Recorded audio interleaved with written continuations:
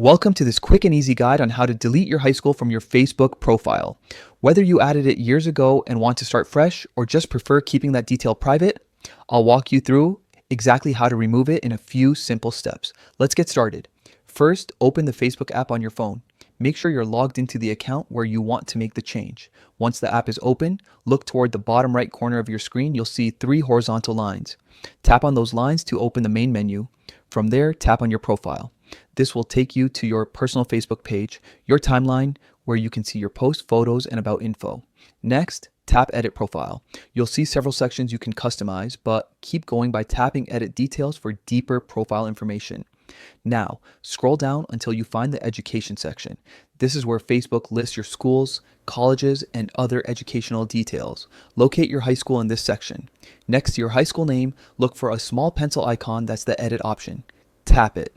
This opens up the editing screen where you can change information like the school's name, location, or the years you attended. But since you want to remove it completely, go ahead and tap Delete School. A confirmation message will appear on your screen asking if you're sure you want to delete it. Tap Confirm, and that's it. Your high school will be permanently removed from your Facebook profile. Deleting this detail won't affect your posts, friends, or other profile information.